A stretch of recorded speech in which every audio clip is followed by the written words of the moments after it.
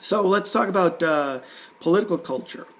When we talk about political culture, we're talking about the values and the attitudes and the practices that people engage in the political realm.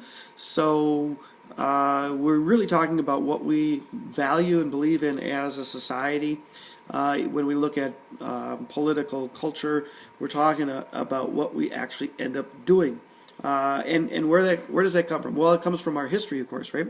Rugged individualism, pioneers moving out west and chopping down trees and making log cabins, and it comes from the individuality that even before that shows up in the American Revolution, and the idea that we can sort of go it alone and oppose this big old government and the best military in the world, of the British. So individualism, rugged individualism, going out and striking out on our own. And you can even go further into our nation's history. You can go and look at, NASA and making that outrageous statement that we're going to go to the moon in the next 10 years, and then doing it.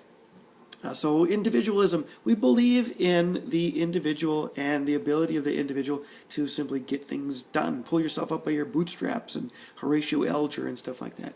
We believe in equality of opportunity. So the political culture, we say people should get the same chance as everybody else. We don't always agree that they should get the equality of outcome, the same outcome, but we believe everybody should get for the most part, the same opportunity. So this is part of our political culture. And then we can talk about how public policy comes about as a result of that. These are the core American beliefs and values and norms that we believe in. Free enterprise. We believe that the market will take care of a lot of things. We believe in competition. We believe that there should be a free marketplace where the best ideas, the best products, the best things win. So free enterprise is important. We don't want to have a lot of government regulation on that. The rule of law. We believe in not one person being more important than the other. We like the king or the lords and things like that, as opposed to the common people. In Great Britain again. So we believe in the rule of law. How do we determine who gets what? It's it's the fairness thing. It's the equality. It's the 14th Amendment's Equal Protection Clause. It is about the rule of law.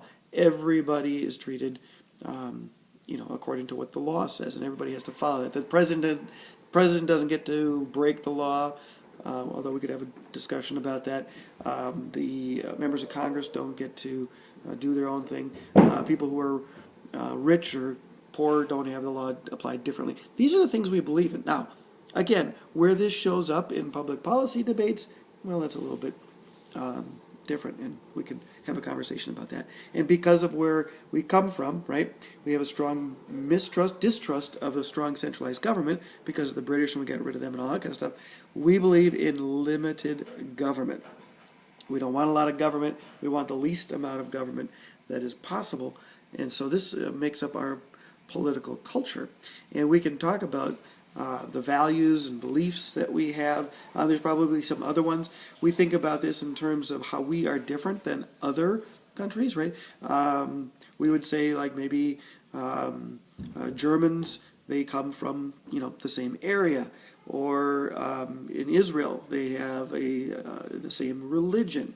You can talk about those things that unify different peoples around the world.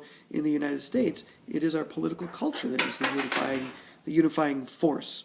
That is equality of opportunity, the rule of law. We share these values, these beliefs, these norms in what we do. And we also share some of the myths. If you think about George Washington and the cherry tree and all that kind of stuff. Why is he on the cover of this book?